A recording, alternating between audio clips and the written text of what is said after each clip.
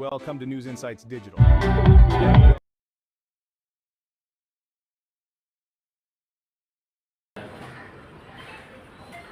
ನಮ್ಮ ಬೇಡಿಕೆಗಳ ಈಡೇರಿಕೆಗಾಗಿ ತಮ್ಮ ಮುಂದೆ ಹಲವಾರು ಬಾರಿ ನಾವು ಈಗಾಗಲೇ ತಮ್ಮ ಮುಖಾಂತರ ರಾಜ್ಯ ಸರ್ಕಾರಕ್ಕೆ ಗಣಿ ಮತ್ತು ಭೂವಿಜ್ಞಾನ ಇಲಾಖೆಗೆ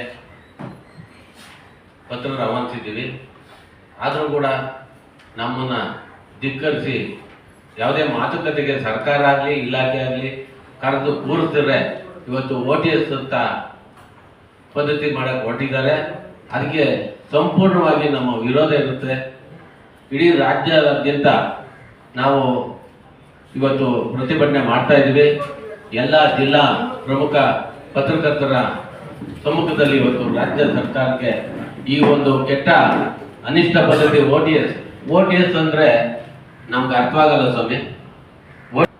ಕ್ರಷರ್ ಮಾಲೀಕರು ಮತ್ತು ಕಲ್ಲುಗಣಿ ಮಾಲೀಕರು ನಾವೇನು ಹತ್ತಾರು ವರ್ಷದಿಂದ ಮಾಡ್ಕೊಂಡು ಬಂದಂಥ ಈ ಒಂದು ಉದ್ಯಮವನ್ನು ಹಾಳು ಮಾಡೋಕ್ಕೋಸ್ಕರ ಇಲಾಖೆಯವರು ನಮ್ಮ ಯೂನಿಯನ್ ಆಫ್ ಕರ್ನಾಟಕ ಪದಾಧಿಕಾರಿಗಳನ್ನ ಸರ್ಕಾರದ ಮುಂದೆ ಮಾತುಕತೆಗೆ ಇವತ್ತು ಕೂಡ ನಮ್ಮನ್ನು ಕೂರಿಸ್ತಿಲ್ಲ. ಅವ್ರು ಕೊಟ್ಟಂಥ ಸಲಹೆ ಮೇರೆಗೆ ಸರ್ಕಾರ ಈ ಒಂದು ನಿಯಮನ ರೂಪಿಸೋಕ್ಕೆ ತರಾತುರಿಯಲ್ಲಿ ಬೆಳಗಾಂ ಹೊರಟಿದ್ದಾರೆ. ಇದಕ್ಕೆ ಸಂಪೂರ್ಣ ರಾಜ್ಯಾದ್ಯಂತ ಕ್ರಷರ್ ಮಾಲೀಕರು ಮತ್ತು ಕಲ್ಲುಗಣಿ ಗುತ್ತಿಗೆದಾರರು ವಿರೋಧವಿರುತ್ತದೆ. ಯಾಕೆಂದರೆ ನಾವು ಬೀದಿಗೆ ಬೀಳೋಕ್ಕೆ ಭಾಳ ದೂರ ಇಲ್ಲ ಸ್ವಾಮಿ. ಯಾಕೆಂದರೆ ನಾವು ಈಗಲೇ ಕಾಮಗಾರಿಗಳು ನಡೀತಾ ಇಲ್ಲ, ರಾಜ್ಯಾದ್ಯಂತ ಎಲ್ಲ ಸ್ಥಗಿತ ಆಗಿದೆ. ಇವತ್ತೇ ನಮ್ಮ ಕ್ರಷರ್ ಘಟಕದಲ್ಲಿ ಯಾವುದೇ ಉತ್ಪನ್ನ ಹೊರಗಡೆ ಹೋಗ್ತಾ ಇಲ್ಲ. ಇಂಥ ನೊಂದಂಥ ಸಮಯದಲ್ಲಿ OTS ಪದ್ಧತಿ ಮಾಡಿ ಕೋಟ್ಯಾಂತರ ರೂಪಾಯಿ ದಂಡ ವಿಧಿಸೋದು ನಾವು ವಿರೋಧ. ಯಾಕೆಂದರೆ ಇದರಿಂದ ರಾಜ್ಯಾದ್ಯಂತ ಕ್ರಷರ್ ಮಾಲೀಕರಿಗೆ ಹೊರೆ, ನಷ್ಟ ಮತ್ತು ಮುಂದೊಂದು ದಿವಸ ನಾವೆಲ್ಲ ಎಲ್ಲರೂ ತಪ್ಪಿಸ್ಕೊಂಡು ಹೋಗೋಂಥ ಪರಿಸ್ಥಿತಿ ಬರ್ತದೆ. ಅದರಿಂದ ದಯಮಾಡಿ ಇದನ್ನ ತಮ್ಮ ಮುಖಾಂತರ ಕೇಳ್ಕೊಳ್ಳೋದು ಸರ್ಕಾರಕ್ಕೆ ಇಷ್ಟ. ಅಧಿಕಾರಿಗಳನ್ನ ನಮ್ಮ ಮುಂದೆ ಚರ್ಚೆ ಕರೀರಿ, ಓಪನ್ ಚರ್ಚೆ ಕರೀರಿ. ನಾವು ಮುಂದೆ ಮಾತಾಡಿ ನಾವು ಏನಾಗಿದೆ ಅಂತ ಹೇಳ್ತೀವಿ. ಇವತ್ತು ಅವರು ಸರ್ಕಾರ ಮುಂದೆ ಯಾವುದೇ ಒಂದು ಈ ನಿರ್ಣಯ ತಗೊಳ್ಳೋದು ಮೊದಲು ನಮ್ಮನ್ನು ಕೂರಿಸಿ ಚರ್ಚೆ ಮಾಡ್ತಾ ಇಲ್ಲ. ಕಲ್ಲುಗಣಿ ಗುತ್ತಿಗೆದಾರರ ಕಡೆಗಣಿಸ್ತಾ ಇದ್ದಾರೆ. ಯಾಕೆಂದ್ರೆ ಇದು ಸಾಧಾರಣ ಕಟ್ಟಡದ ಕಲ್ಲು, ನಮ್ದೇನು ರಫ್ತು ಮಾಡೋಂಥ ವಸ್ತು ಅಲ್ಲ. ಒಂದು ಜಿಲ್ಲೆಯಿಂದ ಇನ್ನೊಂದು ಜಿಲ್ಲೆಗೆ ಹೋಗ್ತಾ ಇಲ್ಲ ಇದು. ಆ ಜಿಲ್ಲೆ ಅಭಿವೃದ್ಧಿಗೆ 80% ನಾವು ನಮ್ಮ ಡೆಲ್ಲಿ ಉತ್ಪನ್ನ ಕೊಡ್ತಾ ಇದ್ದೀವಿ. ಇನ್ನು 20% ರಾಜ್ಯದಲ್ಲಿ ಕಟ್ಟುವಂಥ ಮನೆಗಳಿಗೆ ಮತ್ತು ಕಟ್ಟಡಗಳಿಗೆ ಕೊಡ್ತಾ ಇದ್ದೀವಿ. ಆದರೂ ನಾವು ರಾಜ್ಯದನ್ನ ಕಟ್ಟಿದ್ದೀವಿ. ನಾವು ಯಾವುದೇ ರಾಜ್ಯದ ವಂಚಿತ ಆಗಿಲ್ಲ. ಸರ್ಕಾರಕ್ಕೆ ಈಗಾಗಲೇ ಸಂದಾಯ ಆಗಿದೆ. ಆದರೂ ಕೂಡ ಸರ್ಕಾರ ಈ ಕೆಟ್ಟ ಧೋರಣೆ ನಿಲ್ಲಿಸಬೇಕು. ತರಾತುರಿಯಲ್ಲಿ ನೀವು ನಮ್ಮನ್ನು ಕೇಳಿದರೆ ಇಲಾಖೆಯವ್ರನ್ನು ಕೂರಿಸಿ ನಮ್ಮ ಮುಂದೆ ಒಂದು ಸಭೆ ಏರ್ಪಡಿಸ್ತಿದ್ರೆ ನೀವು ಏಕಾಏಕಿ ನೀವು ಬೆಳಗಾಂ ಅಧಿವೇಶನದಲ್ಲಿ ತರಾತುರಿಯಲ್ಲಿ ನಮ್ಗೆ ಈ ನಿಯಮ ರೂಪಿಸಿ ರಾಜಧನನೂ ಹೆಚ್ಚಿಸ್ತಾ ಇದ್ದೀರಾ. ರಾಜಧನ ಹೆಚ್ಚಿರೋದು ಇವತ್ತು ಬಡವರಿಗೆ, ಮನೆ ಕಟ್ಟುವಂಥವ್ರಿಗೆ ಭಾಳ ಅನ್ಯಾಯ ಆಗ್ತಾ ಇದೆ. ಆಮೇಲೆ ಸರ್ಕಾರಿ ಕಾಮಗಾರಿ ಈಗಲೇ ಇಲ್ಲದೆ ಇರೋದನ್ನ ಅವ್ರಿಗೂ ದುಬಾರಿ ಆಗ್ತದೆ, ಗುತ್ತಿಗೆದಾರರಿಗೂ ತೊಂದರೆ ಆಗ್ತದೆ.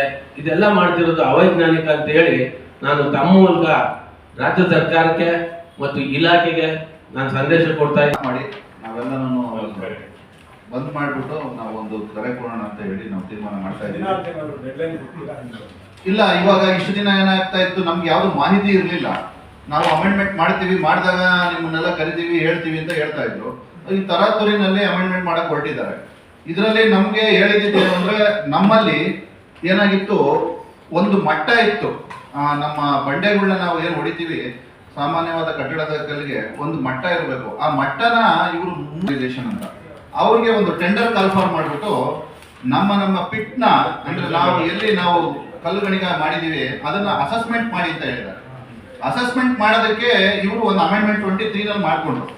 22 ಅಮೆಂಡ್ಮೆಂಟ್ ಏನಂತ ಆಯ್ತು, ಜಸ್ಟ್ ಲೆವೆಲ್ಸ್ ಫ್ರೀಸ್ ಮಾಡೋದಕ್ಕೆ ಆ ಲೆವೆಲ್ಸ್ ಅಂತ ಹೇಳಿ ಇವ್ರು ನಮ್ಗೆಲ್ಲ ಹೇಳಿದ್ರು. ನಾವು ಆಯ್ತು, ಇಷ್ಟು ದಿನ ಯಾವುದು ಮಟ್ಟ ಇರಲಿಲ್ಲ, ಇವಾಗ ಒಂದು ಮಟ್ಟನ ನೀವು ಫ್ರೀಸ್ ಮಾಡ್ಕೋಬೇಕು, ವೈಜ್ಞಾನಿಕವಾಗಿ ಸರಿ ಇದೆ ಮಾಡಿ ಅಂತ ಹೇಳಿ ನಾವು ಒಪ್ಪಿಗೆ ಕೊಟ್ವಿ. ಅದ್ರ ಪ್ರಕಾರ ಮಾಡಿದ್ರು. ಆದ್ರೆ ಇವಾಗ ಏನ್ ಮಾಡಿದ್ದಾರೆ ಅಂದ್ರೆ, ಆ ಒಂದು ನಮ್ಮ ಜಾಗದಲ್ಲಿ ನಾವು ಎಷ್ಟು ಖನಿಜನ ತೆಗ್ದಿದೀವಿ ಅಂತ ಹೇಳಿ ಅವರು ಕ್ವಾಂಟಿಫೈ ಮಾಡ್ತಾ ಇದ್ದಾರೆ. ಅದ್ರ ಮೇಲ್ಗಡೆಗೆ ಒಂದು ಟೈಮ್ ನೀವು ರಾಯಲ್ಟಿ ಕಟ್ಟಿ ಅಂತ ಹೇಳಿ ನಮಗೆ ಬೇಡಿಕೆ ಇಡುವಂತಹ ಪರಿಸ್ಥಿತಿ. ಕೊನೆಗೆ ಅವ್ರದ್ದೆಲ್ಲ ವರ್ಕ್ ಆದ್ಮೇಲೆ ಟೆಂಡರ್ನಲ್ಲಿ ಏನು ಎಷ್ಟು ಕ್ವಾಂಟಿಟಿ ಅಂತ ಕ್ವಾಂಟಿಫೈ ಮಾಡಿದ್ರೋ ಆ ಕ್ವಾಂಟಿಟಿಗೆ ರಾಜಧನನ ಅಲ್ಲೇ ಇಟ್ಕೊಂಡ್ಬಿಡ್ತಾ ಇದ್ರು. PWD ಬಿಲ್ ಕೊಡಬೇಕಾದ್ರೆ ಏನ್ ಮಾಡೋರು, ಆ portion royalty portion will be directly given to mines and geology department. ಈ ತರನೇ ಎಲ್ಲ ಕಲೆಕ್ಷನ್ ಇವತ್ತಿಗೂ 2024-25 ಇವತ್ತಿಗೂ ಅದೇ ತರನೇ ಬ್ಯಾಕ್ ಎಂಡ್ ನಲ್ಲಿ ಇವರು ರಾಯಲ್ಟಿ ಕಲೆಕ್ಟ್ ಮಾಡ್ಕೊಂಡು ಬಂದಿದ್ದಾರೆ. ನಮ್ಮ ಹತ್ರ ಏನ್ ಹೇಳ್ತಾ ಇದ್ದಾರೆ, ನೀವು MDP ತಗೊಂಡು ಟ್ರಾನ್ಸ್ಪೋರ್ಟ್ ಮಾಡ್ತಾ ಇಲ್ಲ, ನಿಮಗೆ ನಾವು ನಮ್ಮಲ್ಲಿ ತಗೊಂಡ್ರೆ ನಾವು DMF ಕಟ್ಟಬೇಕು, AAPP ಕಟ್ಟಬೇಕು, ರಾಯಲ್ಟಿ ಕಟ್ಟಬೇಕು, 110 ರೂಪಾಯಿ ಬರುತ್ತೆ ನಮಗೆ. ಅವರು ಕಾಂಟ್ರಾಕ್ಟರ್ಸ್ ರಾಯಲ್ಟಿ ಕಾಸ್ಟ್ ಎಷ್ಟಿದೆ 70 ರೂಪೀಸ್ ಅಷ್ಟೇನೆ ಅವರು ಡಿಡಕ್ಟ್ ಮಾಡೋದು. ಅದು ಯಾವಾಗ ಡಿಡಕ್ಟ್ ಮಾಡೋದು, ಅವ್ರು ಬಿಲ್ ಆಗ್ಬೇಕಾದ್ರೆ ಡಿಡಕ್ಟ್ ಮಾಡೋದು. ನಮ್ಮ ಹತ್ರ ಯಾರು ಸ್ವಾಮಿ ಬಂದು ಕೇಳ್ತಾರೆ ಮತ್ತೆ 110 ರೂಪಾಯಿ ಕೊಟ್ಬಿಟ್ಟು ನೀನು ರಾಯಲ್ಟಿ ಕೊಡು ಅಂತ ಹೇಳಿ. ಎರಡು ಕಡೆ ರಾಯಲ್ಟಿ ಡ್ಯೂಯಲ್ ಪಾಲಿಸಿ ಮಾಡ್ಕೊಂಡ್ಬಿಟ್ಟಿದೆ. ಅಲ್ಲೂ ರಾಯಲ್ಟಿ ಕಲೆಕ್ಟ್ ಮಾಡ್ತಾ ಇದೆ, ಇಲ್ಲೂ ರಾಯಲ್ಟಿ ಕಲೆಕ್ಟ್ ಮಾಡ್ತಾ ಇದೆ. ಅಲ್ಲೆಲ್ಲ ಕಲೆಕ್ಟ್ ಮಾಡ್ಕೊಂಡ್ಬಿಟ್ಟು ಇವಾಗ ನಮ್ಮ ಕಡೆ ಬೆಳೆ ತೋರಿಸ್ತಾ ಇದ್ದಾರೆ. ಗೌರ್ಮೆಂಟ್ ಆಕ್ಟ್ ಅದರೊಳಗಡೆ any rules made under the provision of this act should not exceed 5 lakh rupees per hectare ಅಂತ ಹೇಳಿದ್ದಾರೆ. ಅಂದ್ರೆ ಅದ್ರ ಕೆಳಗಡೆಗೆ ರೂಲ್ಸ್ ಮಾಡ್ಕೊಂಡ್ರು. ಎಲ್ಲ ಸ್ಟೇಟ್ ಗೌರ್ಮೆಂಟ್ಸ್ಗೆ ಪವರ್ಸ್ ಕೊಟ್ರು, ನೀವೆಲ್ಲ ರೂಲ್ಸ್ ಮಾಡ್ಕೊಂಡು ಹೋಗಿ ಅಂತ. ಸ್ಟೇಟ್ ಗೌರ್ಮೆಂಟ್ ಅವರು ವೈಲೇಟ್ ಮಾಡಿಬಿಟ್ಟಿದ್ದಾರೆ.